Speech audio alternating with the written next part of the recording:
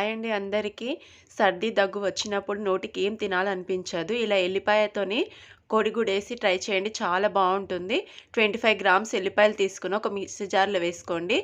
5-6 వరకు మిరియాలు వేసుకున్నాను. కారం మీ రుచికి తగినంత తీసుకోండి. ఉప్పు రుచికి తగినంత వేసుకోండి. హాఫ్ టీ స్పూను జీలకర్ర. ఇప్పుడు మూత పెట్టేసుకొని మెత్తగా గ్రైండ్ చేసుకోవాలి. ఇప్పుడు గ్యాస్ ఆన్ చేసుకొని ప్యాన్ పెట్టుకొని ఒక గరిటె నిండా ఆయిల్ పోసుకోవాలి. ఆయిల్ హీట్ అయిన తర్వాత 4-5 వరకు సన్నగా కట్ చేసుకున్న పచ్చిమిర్చి వేసుకోవాలి. హాఫ్ టీ స్పూన్ జీలకర్ర. 2 వేగిన తర్వాత మనం ముందుగా రెడీ చేసి పెట్టుకున్న ఎల్లిపాయల పేస్ట్ అందులో వేసేసుకోవాలి. 1 నిమిషం నుంచి 2 నిమిషాల పాటు కలుపుకుంటూ పచ్చివాసన పోయే వరకు కలుపుకోవాలి. ఎక్కువసేపు వేగించే అవసరం లేదు. 1 నిమిషం నుంచి 2 నిమిషాల పాటు వేయించుకుంటే సరిపోతుంది. ఇప్పుడు ఎగ్స్ 5 తీసుకున్నాను. మీ ఇష్టం ఎన్నైనా తీసుకోవచ్చు.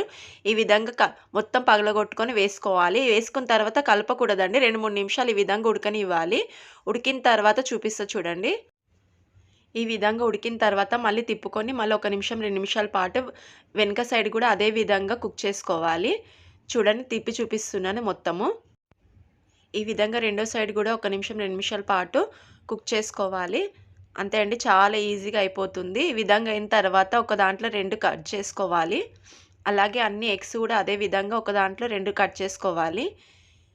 కట్ చేసుకున్న తర్వాత కొంచెం పైనుంచి కొత్తిమీర చల్లుకొని గ్యాస్ ఆఫ్ చేయడం. ఈ రెసిపీ మొత్తం సిమ్లో పెట్టుకొని చేసుకోవాలి.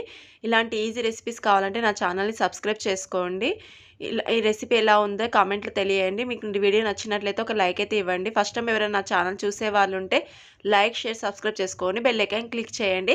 ఇలాంటి ఈజీ రెసిపీస్తో మీ ముందుకు వస్తుంటే ప్లీజ్ నా ఛానల్ని సపోర్ట్ చేయండి.